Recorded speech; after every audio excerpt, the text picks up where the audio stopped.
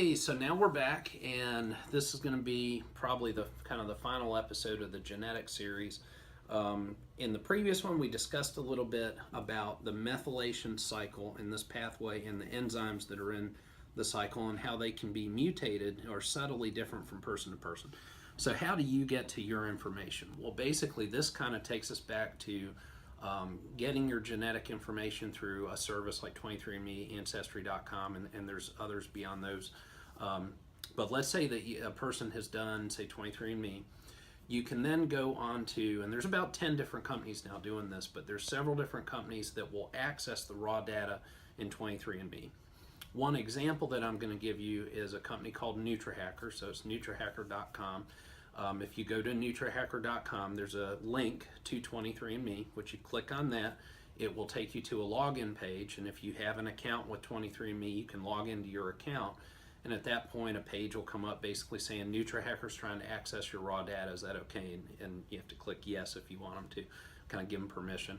And if you do that, they give you a couple of different options, but one of those options is the ability to look at the methylation and detox pathway. So this is a sample of what that would look like for a person. And so, and I'm actually going to switch this over here again for a second. So if we just look at this part of this pathway, we've got MTR and MTRR, and we'll switch back here, and we'll say here's MTRR and MTR. So this person has complete mutations in MTR and MTRR, and one version of the MTR was called a heterozygous mutation. And so they are going to have some roadblocks right in this part of the pathway. And then through Nutrahacker, it's basically going to say, well, because of that, these are some of the nutrients that may kind of help skip over that roadblock or facilitate that a little bit.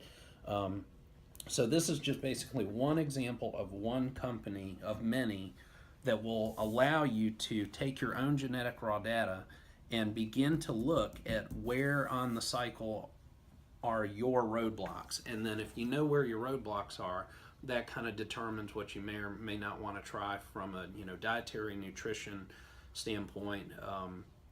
And it's pretty interesting stuff. Now, the one caveat that I would say is we know how much we don't know. This science is in its infancy.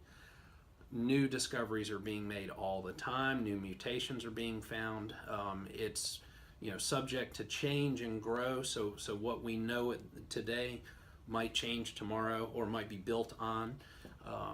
So incredibly complex stuff. But basically, we're looking at what I think is the infancy of really the state-of-the-art preventative medicine. Because if you know what your body requires and can give your body all the things it requires, chances are your body's going to perform optimal. You're going to be healthier, and this is a way to really begin to look into that. So pretty exciting stuff.